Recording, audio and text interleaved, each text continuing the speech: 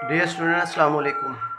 आज हम जो टॉपिक शुरू करने लगे हैं, law of mass action, important है बोर्ड पॉइंट व्यू से और लॉन्ग क्वेश्चन है। इसमें शॉर्ट क्वेश्चन डेफिनेशन की सूरत में आ जाता है। Goldberg and Waage in 1869 put forward this law. इस लॉ के मुताबिक जो है, the rate at which a substance react is directly proportional to the active masses and the rate of reaction is directly proportional to the product of active masses of the reacting substance। अब इस definition में उसका कहने का मकसद क्या है? यहाँ लफ्ज़ आता है एक्टिव मास। एक्टिव मास वो होता है जो रिएक्शन में हिस्सा ले रहा होता है, और दूसरी ये कि रेट ऑफ रिएक्शन जो है इसी एक्टिव मास के डायरेक्टली प्रोपोर्शनल होता है, यानी जितना ज़्यादा एक्टिव मास होगा उतना ज़्यादा हमारा रेट ऑफ रिएक्शन होगा। ठीक है, ये हमारी डेफिनेशन होगी। इसके साथ ही फिर हम लिखेंगे, अलहदा से शॉर्ट क्वेश्चन भी बाद दफ़ा आता है कि एक्टिव मास क्या होता है। An active mass is considered as the molar concentration in unit of mole per decimetre cube expressed as square brackets, यानी डबल ब्रैकेट हम लगाएंगे, स्क्वायर ब्रैकेट, इसको हम कंसंट्रेशन से रिप्रेजेंट करते हैं। इस एक्टिव मास को इसके अंदर रिप्रेजेंट करते हैं। अब इसकी एक्सप्लेनेशन देखते हैं हम। उसके लिए नेक्स्ट पेज पर अगर हम देखें तो यहाँ पर हमारे पास इक्वेशन आती है a plus B react to produce c plus D. Reactants react करते हैं और पाउडर्स बनाते हैं, फिर पाउडर्स दोबारा से रिएक्ट करने के बाद जो है वापस रिएक्टर में तब्दील हो जाते हैं। इनको हम ब्रैकेट के साथ यहाँ शो कर रहे हैं, a, b, c और d। These are called molar concentrations, mole per decimeter cube of A, B, C and D respectively.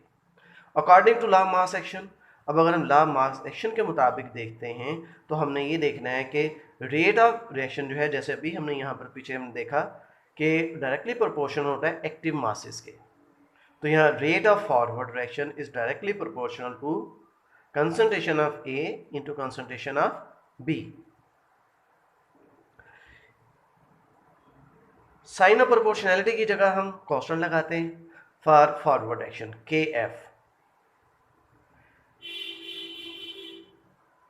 Rate of reverse reaction directly proportional to concentration of C into concentration of D. ये हमारे दोनों powders हो जाते हैं।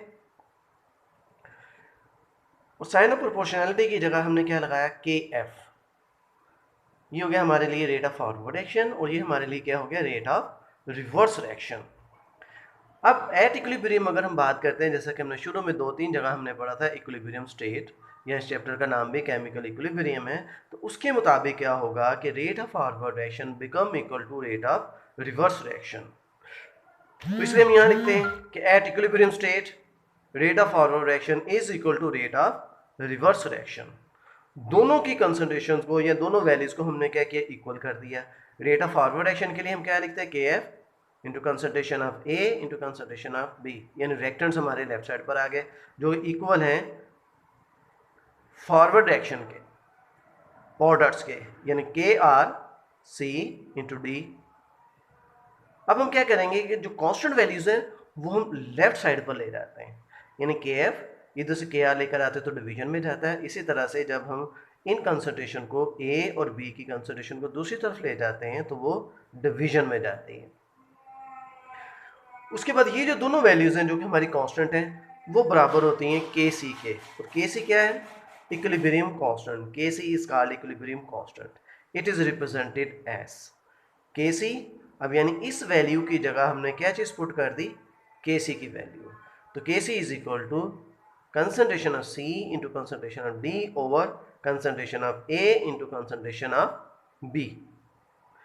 एक चीज़ का आप लोग ख्याल रखेंगे, जब भी के सी की वैल्यू लिखेंगे किसी भी इक्वेशन के लिए, पाउडर्स ऊपर आएंगे और रिएक्टेंट्स हमेशा नीचे आएंगे। इस रूल को आप याद रखेंगे क्योंकि अक्सर यहाँ से MCQs भी आते हैं। आगे हम मुख्तलिफ इक्वेशंस देखेंगे, उन इक्वेशंस के अंदर जो है हमें के सी की वैल्यू देनी पड़ेगी। तो इसलिए ये हम एहतियात करेंगे और हमेशा अपने जहन में रखेंगे कि पाउडर्स हमेशा ऊपर आते हैं और रिएक्टेंट जो है उनकी कंसंट्रेशन नीचे आती है। ठीक है, इसी को सामने रख के फिर हम डेरिवेशन की तरफ आते हैं, जो इंशाल्लाह कल हम इसको बाकायदा लिख कर जो है इसको देखेंगे। थैंक यू स्टूडेंट, अल्लाह हाफिज़।